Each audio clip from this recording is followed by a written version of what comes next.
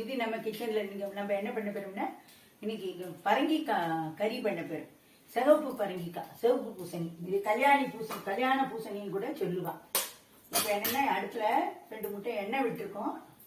இங்கே கடலை எண்ணெய் விட்டுக்கலாம், நல்லெண்ணெய் விட்டுக்கலாம். நான் சன்ஃப்ளவர் ஆயில் கடலை எண்ணெய் விட்டுருக்கேன். இப்போ 2 கடுகு தாளிக்கணும்.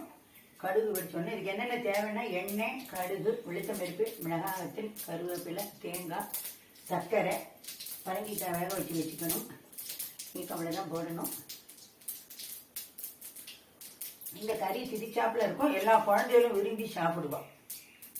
இப்போ நம்ம 2 உளுத்தம்பருப்பை போட்டுட்டோம்.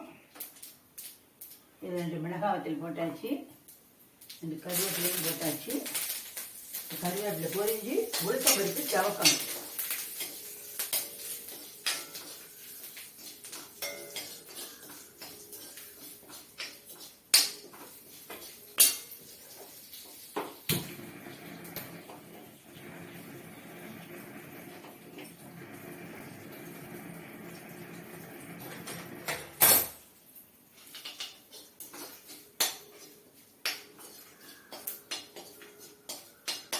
இந்த பரங்கிக்காய், கல்யாண பரங்கிக்காய், சிவப்பு பரங்கிக்காய் கறிக்கு கூட இதில் நான் வெறும் தேங்காய் தான் போட்டிருக்கேன்.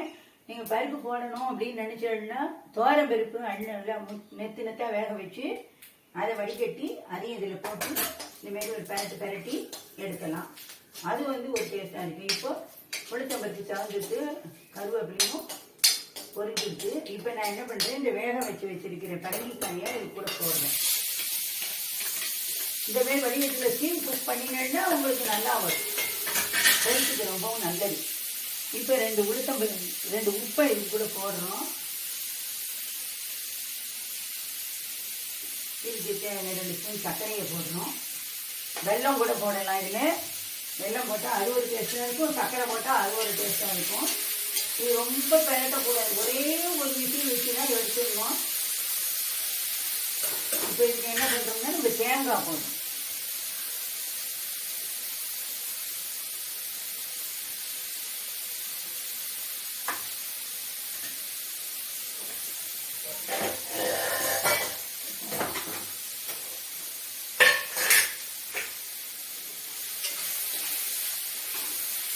தேவைப்படுவா இதில் வேணால் ஒரு 1/4 ஸ்பூன் மிளகாத்தூள் வதக்கி போட்டு போட்டுட்டு சேர்த்துங்கன்னா அவ்வளோதான். இது முடிஞ்சுடுச்சு.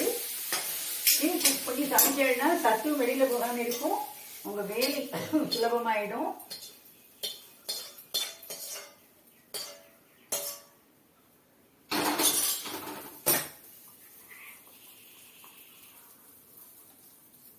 இப்போ பரங்கிக்காய், கல்யாண பரங்கிக்காய் கறி ரெடி.